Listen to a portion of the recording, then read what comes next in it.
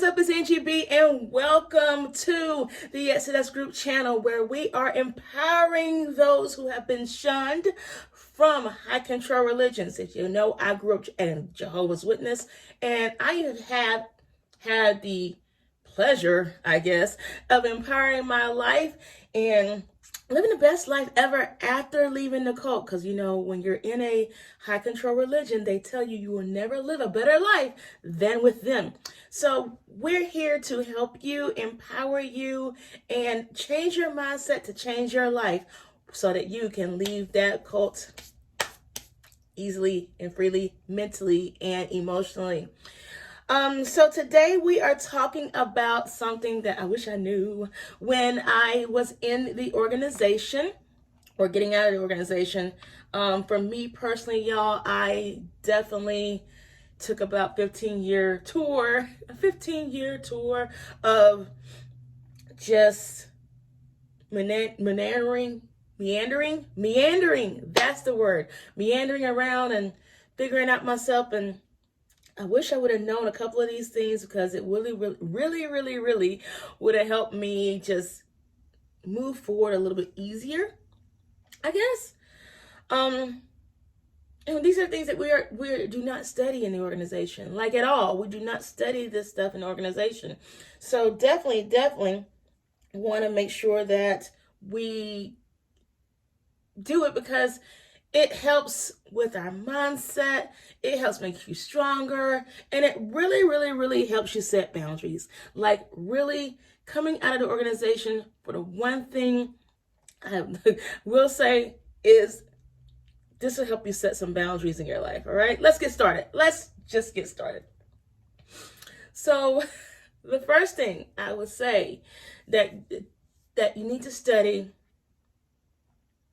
is to study yourself. Study yourself. What do I mean by that? Like, I know who I am. Yes and no. Especially for me in this high control religion, I knew the idea of myself that I wanted to portray to others, but I did not know the idea of myself that I wanted. Did that make sense? I knew the idea of myself that I wanted to portray to others, meaning that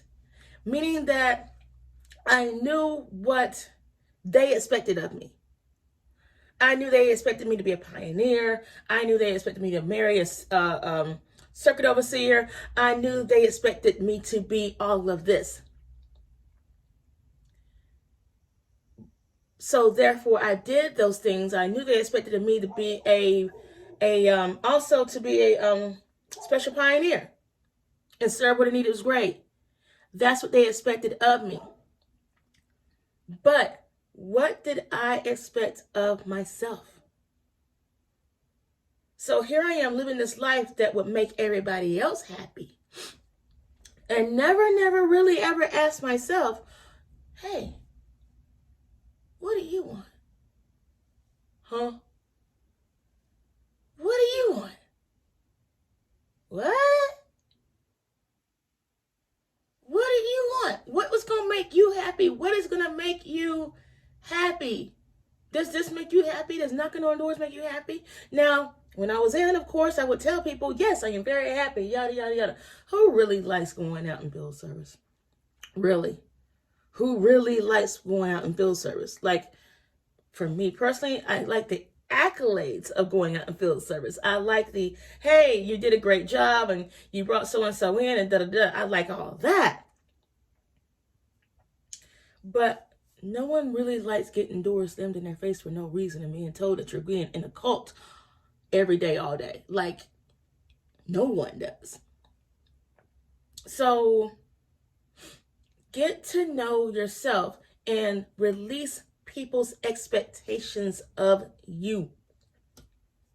Release other people's expectations of you. If you think that you need to do XYZ because it's going to make someone else happy, that's when you stop and go, okay, so what do I want to do?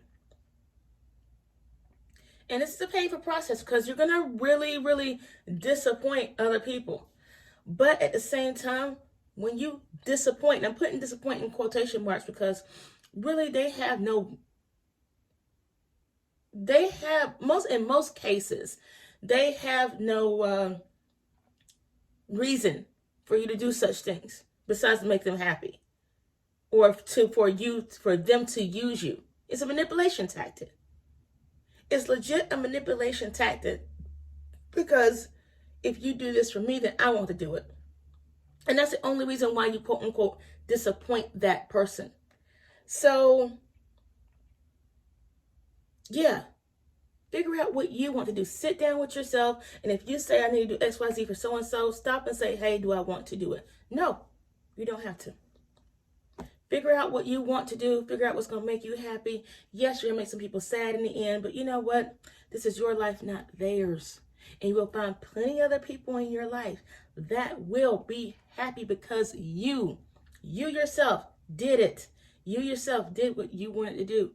And you empowered yourself. I honestly believe that that's the reason why I keep so many people around me because, well, people are in and out of my life, of course, but there's my hardcore group of people are with me because they saw and I bring joy because I am happy. I'm happy in my life, so I bring joy to their lives. All right, so number 2, the second thing you need to study about yourself is your love language. Really, this is one of the reasons why I see that most relationships fail is because a lot of people don't even know their love language. A lot of people just do not know their love language. And in doing that, when they find someone else who has a different love language, they believe that that person doesn't love them. So let's get started. On this one, there are 5 different love languages. There's words of affirmation, which is one of mine. Physical touch, which is one of mine. Receiving gifts, one of my husband's. And acts of service. And then quality time, which is another one of my husband's. Okay. So if I am a words of affirmation and physical touch, and he is a acts of service and receiving gifts, acts of service and receiving gifts, we're never going to meet. He's going to give me acts of service, and I don't think that's love. I'm going to say, okay, thank you, but I'm going to give him touch, and he's going to think you're weird. And that's literally what happens. Because we don't know our love language, or we're not able to communicate what our love language is, we end up going from relationship to relationship, and we don't know what we need ourselves. So, figure out your love language. If it's acts of touch, if it's physical touch, acts of touch, if it's physical touch, then cool. Love that about yourself. Okay? You need a little bit more hugs. I am one of those people. You need hugs every day. Like literally, I go up to my husband all the time, like, give me a hug. I just need a hug. And you just request a hug or whatever. Like, if you like acts of service, if you like the dishes being washed and the car being washed, and that just makes you randy and it turns you on and gets you going, then cool. Be able to tell your partner that. But you have to know what it is, because not everyone loves the same way you do.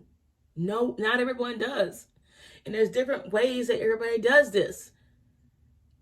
I know in the organization we were very, very much taught that is only one way for everything. So therefore, if you're going to love me, you must be a physical touch person. No, that is not the case. Me and my husband definitely do not have the same love language at all. But we get along pretty well. And now that we know each other's love languages, yes, therapy did help. We're able to maneuver this thing called relationship and love a whole lot differently than when we didn't know. So get to know yourself in that way. The third thing I say to get to know is money. Money. It's all about the Benjamins, baby. Oh my goodness. Yes, get to know money. When I was in organization, this is around the time of 2000. Yes, I'm dating myself now. The world's coming to an end. So no one taught me credit. No one taught me how to spend money. No one taught me that, you know what? Yes, I knew the bills need to be paid, but I didn't realize credit was such a big deal until literally 2 or 3 years ago. Literally. because the world's coming to an end. So therefore, why would I need to worry about credit? Because in 7 years, we're going to be gone anyway. That 7 times whatever 7 now has been passed. So yes, it's time to worry about the credit. All right.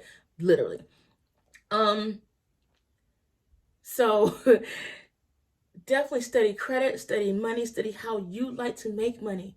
What makes you happy? What we have spent too much time now. We have literally spent too much time now in a place where we're not happy. We have. So now go out and go make yourself happy. Go do something that makes you joy. Like maybe you might have to work at McDonald's to take another job until you get that ball rolling. But real talk, go do that. Go make yourself happy. There are plenty of people out here who are doing a number of jobs that are not the status quo and making tons of money doing it. Haha, shout out to YouTube. Whew. Number 4, start off learning how to make friends. I see this in the chat rooms all the time. I see this in the chat rooms and the forums all the time that, we don't know how to make friends. I'm just a little weird. For me personally, how I got over this is I embrace my weirdness. I'm weird. Hi, I'm weird.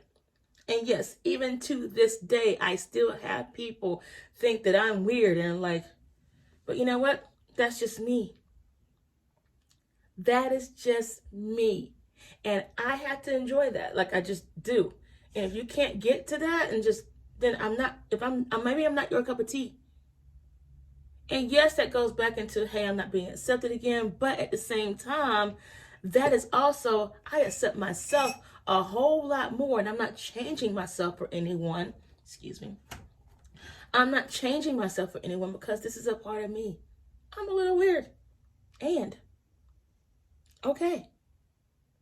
But I'm the funnest person in the room. I know that much. There's a book called The Confidence Code that really helped me out. And I'll put the link below for that one. And there's also a book called How to Win Friends and Influence People. How to Make Friends and How to Influence People and Make Friends by Dale Carnegie. That really helped me out with that one too. And we all have the skills. We were all taught them in the board. It's just that now when we're out, we're a little open. We're a little fresh and new. And people kind of take advantage of us a little bit more than usual because we haven't been completely jaded by this quote unquote world, right? So, yeah, go out and study that. The number five, the 5th thing I say to study is your beliefs, your belief system. Study your belief system. What do you actually believe now?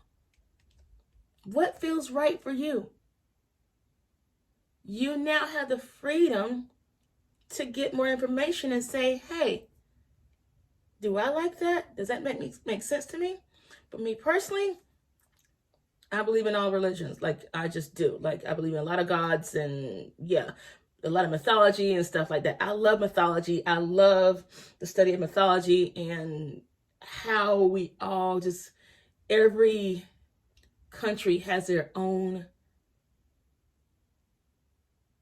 I love how every country has their own mythology, but they all have the same deities that do the same thing. They all do it. It's just mind-blowing to me that this is centuries in the making. Before we even had internet and whatever, all these things came about and all these plays just happened. And I'm like, wow, this is dope.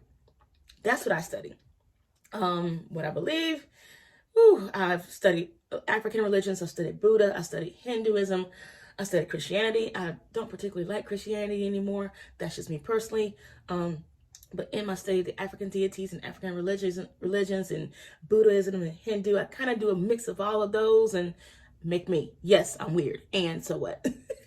But that's me. But there's plenty of ex-Jehovah's Witnesses who don't believe in anything. And that's fine too. They're atheists. Cool. For me, that just didn't feel right. So go for what you feels right to you. If atheism feels great for you, cool. If it doesn't, cool. If you're still Christian, great. But know why you're there and do what feels right for you. Not because my mom says so or whatever. We have that freedom to choose now, and that is great. The last thing I say to take care of and to study is your health. Like legit your health. And I'm still working on this one myself. Yes, I'm a personal trainer. Yes, I go for runs every day. But taking care of your health, and honestly, for me personally, that's what I think got me out and kept me kind of sane, because I was able to take care of this body in the gym. Taking care of your health is one of those things that, yes, in the organization, we did go to doctors or whatever, but we, again, believing that the world was going to come to an end and I'm going to be able to get a new one in paradise, we didn't really look to that. Like, we really didn't see the benefit in it. At least with me in my congregation. My dad, yes, he had cancer a couple of times, actually 4 times. There's always people just sick, and we're just like, oh, we'll just wipe it off. Like, hey, we'll get a new one in this new system. Hey, we'll get another one, new system. Instead of actually taking care of these things. Take care of your health. Take care of your well-being. And just the 7th thing, I want to end on number 7 is self-love. With all of this, just love yourself. You're not going to be like me, and I'm not going to be like you. I'm a little weirdo, and you're a little weirdo in your own way. And that is wonderful. All right? That's wonderful. And I want you to be able to be that person. Be the best you that you can be. And definitely, definitely rock it. Enjoy it. Rock it. Enjoy it. And if you compare yourself to others, fine, but compare yourself to others and be like, hey, this is how I do it. And that is all right. I think a lot of times, because we were taught so much to worry about how others do things and worry about what they thought about it, we never measure up. Now it's time for you to set the measuring stick. Now it's time for you to set the measuring tape. And that this is what I measure up to. And this is where I'm going to exceed at. And that is perfectly great. Hi guys, I'm Angela B. Thank you guys for being here. And thank you for liking, subscribing, and sharing my Exodus Group channel. And I look forward to being with you guys soon. Talk to you later. Let me know in the comments what other things that you needed to study in order to get that self-love together. Talk to you soon. You're stronger than you think. Bye.